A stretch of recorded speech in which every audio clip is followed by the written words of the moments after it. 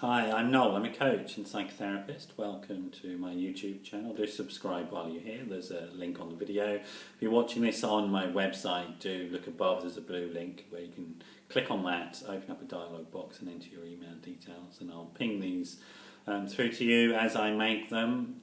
Firstly, Merry Christmas. I hope you're going to have a nice holiday season, very healthy and happy New Year in 2015. For what will be my last post of this year, I think, on the coaching blog, I just wanted to look at this issue of friendship at work, and it can be a complicated issue, I think, particularly if you're managing people, about sort of people becoming maybe over-involved and losing sight of some of your organisational goals. That's on the negative side. On the positive side, though, friendship bonds are a very strong indicator of a very healthy workforce.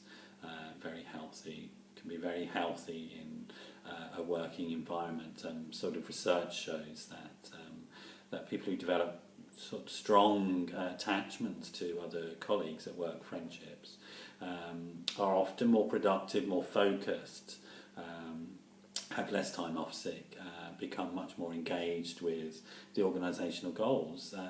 So this is what the research is showing us.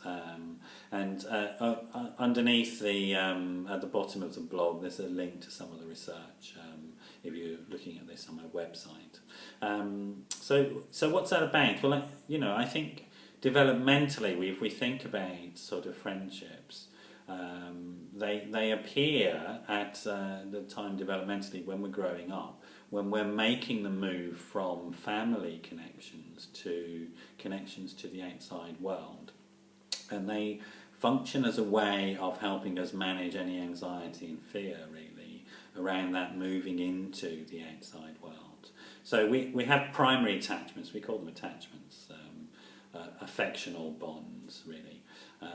So we have primary attachments, which are to the person who initially gives us our food and comfort. In our culture, that's mother. It could be anybody taking that role. And then secondary attachments to the person who supports that primary carer. Again, in our culture, we call that father. It could be anybody taking that role. And then what we call our tertiary attachments, third level attachments, are to our siblings and or friend peer group. That peer group that we develop, I suppose from about 4 or 5 onwards, begin to look outside of the family.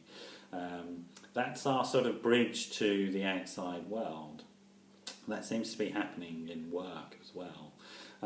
It's actually something really to be supported and promoted in terms of if you want to reduce turnover in your working environment and have people much more committed. So really the signs to look out for that will encourage that are that people begin to talk about non-work things. They begin to associate things together a bit more outside of work.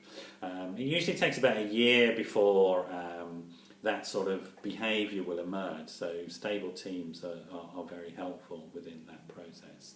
Then after about a year, I think the next thing that happens to actually form these friendship networks between people is that people begin to take the risk of being vulnerable with each other and sharing intimacy around issues that they find difficult in their life.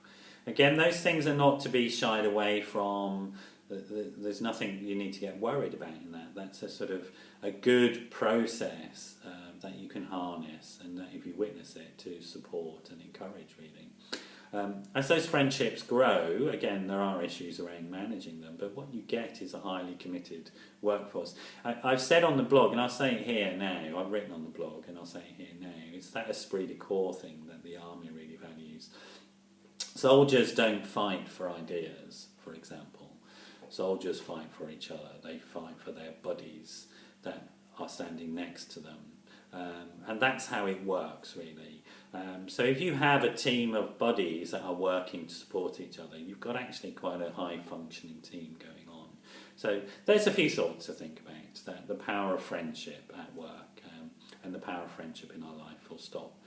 Thanks for dropping by. I hope you come back again another time, and have a very Merry Christmas and a very Happy New Year. Bye-bye.